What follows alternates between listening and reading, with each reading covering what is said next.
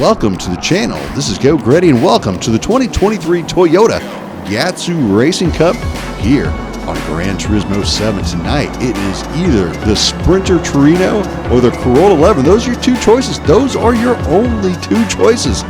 So pick one and send it. I took the Sprinter Trueno, and how did I do?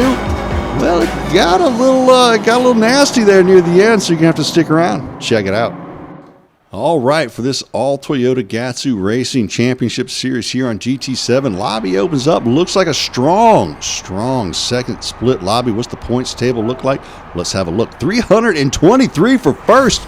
That is a possibility. I was running pretty fast around here, so all I got to do is just hit one of my just average, decent qualifiers I've been running all week, and I feel like I got a really good chance at starting up near the front and possibly coming home with a victory, something I have not done in quite some time. Now, as I'm setting up my qualifying lap, I want to leave a nice gap to the guy in front of me. I also want to have a nice gap to the guy behind me, so I kind of feel comfortable with my qualifying. Don't have to worry about running up on anyone or having anyone run up on me. So I set this nice gap here to a Thunder Runner here in front, and I've got a nice, nice gap there to the gentleman behind me. So I'm feeling really good to start this thing off. But as I continue my lap, what I find out is I'm slowly running up on Thunder Runner in front of me, and I'm like, well, I've had a relatively bad lap. The tires are kind of cold. I'm getting used to the wind direction, so I'm honing in my braking points. I've got it down. I'm ready to really send it here for my next lap. And as I come around the final corner, I'm like, this gap has really closed up a lot. But I'm like, you never know. Thunder Runner may just have had a bad lap himself, and well, not much I can do about it now. I can't leave the track, so I drop it down here into seconds. We come towards corner number one. Not feeling too great about the corner anyway, and my goodness, I'm right there within a few car lengths now of Thunder Runner, and I'm sitting on a 16.449, which for me was not very good. I was hitting mid-15s in my practice lobbies. In fact, I hit two 15.3s right before I jumped into this lobby, so I was like, I can go a lot faster this. But then as I come out of this corner, which I took fairly poorly anyway, I'm just thinking about this car in front of me. He goes wide here. I'm like, there's nothing I can do. I'm not going to be able to pick up any time on this lap, but I'm hopeful that maybe I'm just not thinking right. Like, maybe this is a great lap. That's why I've caught up to him. So I'm going to wait for the next split here as I got to lift so I don't hit him. I don't want to ruin his lap either, even though I've caught him. That doesn't give me the right to go run him off the track or run into him, so I don't want to do that. But I'm like, this is the worst possible scenario for this situation. I wished I had just waited. So when I get the next sector, I see that I'm 8/10 behind, so I just bail out of it. I jump out of the lap. I'm like, I'm not going to improve my time. There's no point. End up qualifying P9. Now, if I'd gotten that 15.5, I'd be right up there in the top three starting this thing, which is probably where I should have been, but, well, it's not where I am. I'm in P9 to start this thing off, right behind Zwart Racing. It's grid start, so I throw in traction control 1, wait with the e-brake for the lights to go out. Lights go out, dump the e-brake, send it, drop it out of traction control 1 down to 0, grab second gear. Got a pretty decent start. I'm gaining here on Apple Pop, who did not have a good start. Zwart Racing drifting towards the middle. I'm going to try and go around the outside, give him a little bit of bump there, but he's like, nope, you're not going to take the inside, Gretty. That's my inside. So I let him have it, get on the brakes. I'm kind of easing off here to get into it and get into the back of Zwart, who gets in the back of Thunder, who hits Outlaw Quadrant, runs him off the track. But folks, I'm telling you, I was not guilty. It wasn't me. I did not smash Zwart into the crowd in front. Right here, Andrew Tate coming at us from behind. See me moving towards the middle there. He gets on the brakes, not too late, but hits me hard enough to knock me into Zwart, which starts the chain reaction. So it is Andrew Tate's fault, I'm telling you. And then all heck breaks loose. Outlaw Quadrant spins out, takes some more people with him, ruins his race. But again, apologies, was not me. I didn't do it. I was not at fault. I was an innocent party. So now I come out in P6. I pick up 3 positions through that, and I see a penalty up ahead. The big red 0.5 up there means there's a chance to pick up possibly one more at the end of this lap when we get to the penalty zone. So I got to get into VQS Thunder's slipstream, get right onto his back bumper, and try and hopefully pick up another spot in the penalty zone. So fast forward to the heavy braking spot here right before the hairpin. I pull up nicely to the group in front of me. It's a pretty tight pack, which is super good because that way when the the penalty is served, there is that chance I'll be able to get on by him. Now, everyone so far looks to be racing fairly clean up here in the front pack, so that has my hopes pretty high that it's going to be a good, solid, clean race going through here. Super Chicken looking a little wide as it comes through there, but pulls it back down in nice and tight. And I took a little bit of a narrower line. I didn't want to get out there on that curb and possibly spin out. So I was taking a little narrower line through that penultimate turn, second, or actually third to last turn there, here at Fuji. Coming out, I got a little bit of too much gap. I let him pull out too much on me in those last two corners. The last corner did not feel so good for me. And then Party Next Door pulls out to serve his penalty. Here we come. We're coming down the left side. Party Next Door pulls back in front of us. We're heading down the straight here at Fuji. I say, Gretty wants to party. Gretty wants to go fast. Get my first Gretty pass of the race. Go around him on that side. Now I'm thinking, well, should I move in front of him? Because I don't want to blind him here on the heavy braking zone. So I just stay to the right, get into second, take that corner. Fairly nice right there. Come out, grab third gear, and I'm right there where I need to be in P5 in the slipstream of BQS Thunder. Now we just got to try and keep our head down, try and pick up a position somewhere else. A lot of laps left. So here we are on lap number 3, heading into the heavy braking zone at turn 1, dropping down through the gears. I'm not braking too heavy there, but I notice someone is way wide. I can't tell who it is as I'm going by. We fly on by. I didn't have a chance to look, pick up my second Gretty pass of the race. But what happened there in corner 1? Well, it's our race leader, SV Cantilever, a.k.a. Jay Pierman, and they are playing cat and mouse heading towards corner 1, but Pierman in the mirror too much, misses his braking spot, goes wide, but I got to tell you what, he did not lose as much time as he could have. Boy, that car could have spun around all the way, and he could have lost a lot of time, but instead, he actually gets back out onto the track in my slipstream. So unfortunately, I'm not able to pull out away from him out of his slip. Cantilever pretty quick around the track here. Had a really nice qualifying time up there in P1. It was like a mid-15, so it was a solid qualifying time. So I know he's got speed here. So my goal here is to try and close in here on P3 and P2 and hopefully get a move done. Now when BQS Thunder goes wide right there, I thought for sure that was a penalty. I was waiting for the 0.5 to pop up above his head, but I guess it wasn't. Usually when I went out wide like that, I would get a penalty, but I think if you can get it back in on the track before the curbing ends, I think you are spared the penalty. So must be what happened there. Get on the brakes heavy there, heading into the hairpin, and Cantilever sends it down the inside. I'm looking at my rearview mirror. I tap BQS Thunder on the backside, and then I come out. I try to pull left there, leave Candy just enough room to help keep on track. And then as we head into this next corner, I'd leave him some room there on the inside. He pulls out of the move though, so I slip back forward, and now I'm in the slipstream of BQS Thunder. Now, I was not expecting Candy to send it down the inside because I take a pretty narrow line right there as it is anyway.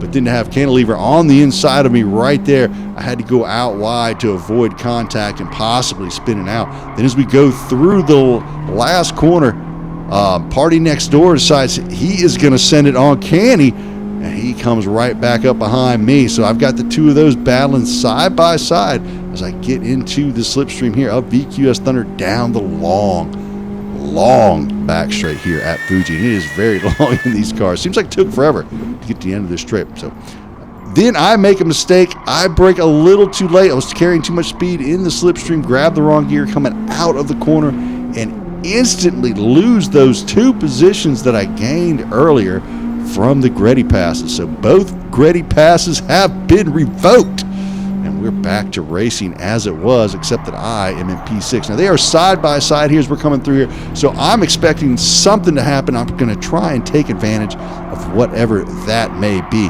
So I've got my eyes wide open as I just want to stay right here because I know Candy wants to get by Party Next Door and move back up towards the front as he did qualify in P1. And then Cantilever goes a little wide coming out of the fast downhill left-hander. But racing this track as many times as I did, I know that in this car especially, I do not have the tight inside line, and time is distance in these slower cars, and distance is just going to cost you time. So there you go. You can see how Cantilever gets right on by me just from running the shorter distance towards this hairpin. So I pull out of that. I'm just going to, again, be patient. I'm going to wait for something to happen and then jump. We got 8.5 more laps to go. Well, not quite 8.5, but a little more than 8 laps to go. Plenty of time to get something done. The leader's only 3.7 seconds out. I wasn't expecting to get a race win here after starting at P9 anyway. I would be really happy with something in the top 5. So that is what I'm gunning for. I figure someone will make a mistake. Then I see Party Next Door go wide right there. I'm like, oh, did he get another half-second penalty for going wide there?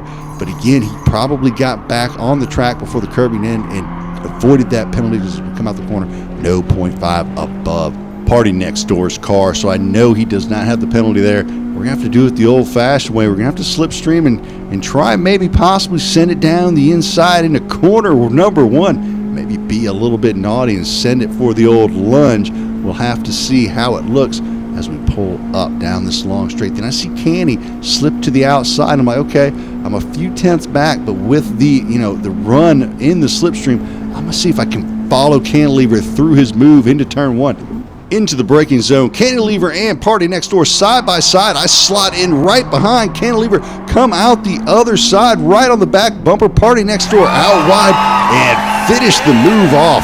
Get the pass done, move into P5. Now I've got to look at the distance between me and Party Next Door. It is 4 tenths. I need to stretch that out past a second to break that slipstream. So hoping Cantilever has a nice lap here that I can slipstream, possibly pull us close to VQS Thunder and get me out of the sights of Party Next Door as he goes wide through the long sweeping right-hander. I'm able to crack that 1 second distance I need to get out of the slipstream. So now all I got to do is stay in Cantilever's slip and just let him pull me up forward through the crowd, use his aggression to my advantage, and make the moves as he makes them. Now on to lap number 6. Dr. Burdock, VQS Thunder, and SV Cantilever all right there. 1, 2, 3. Oh, actually 2, 3, 4 as we head through the fast right-hander. I was pretty good through the fast right-hander. It felt a little bit like an autocross course, which I don't want to brag. I just took first in packs today. Super excited about that. Put the old 2019 Honda Civic at the top of the podium today in autocross. Cantilever goes around the outside. Beautiful pass there by Cantilever. Super clean on Dr. Burdock.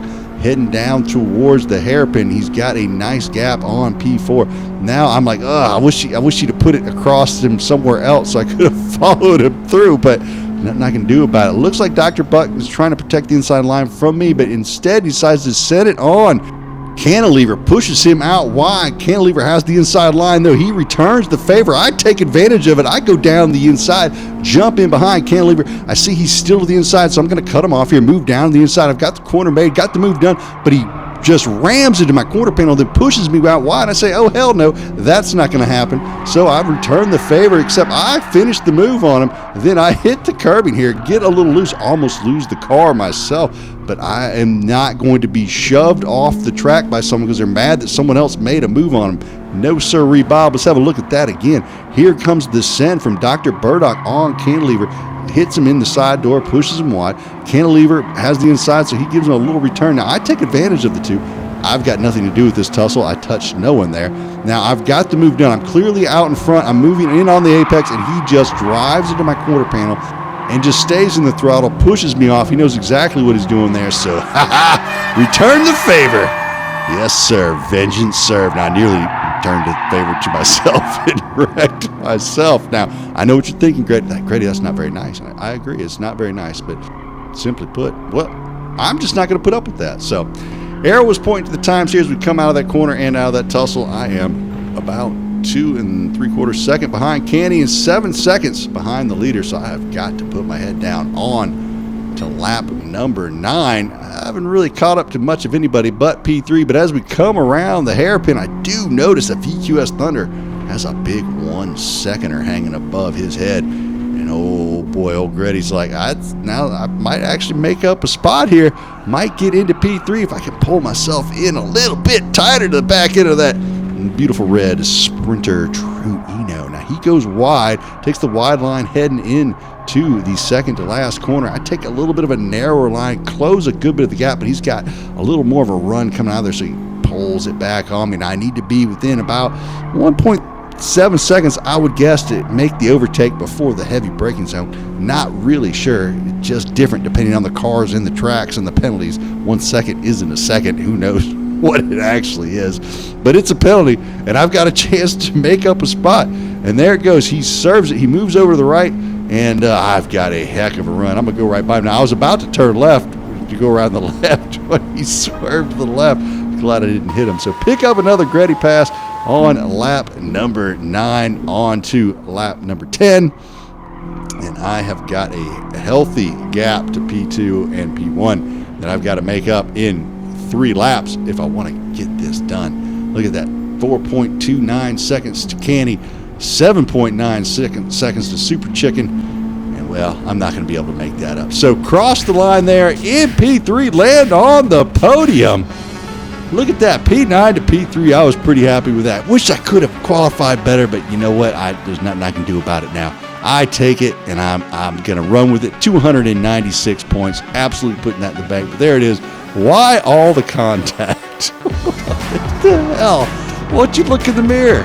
Come on, Doc. You got to be smarter than that. Anyway, hope you enjoyed the race. Hope you enjoyed all the action. If you did, hit the like and or subscribe. Come back and check out some more. For myself, Go Gretty. Y'all have a great evening.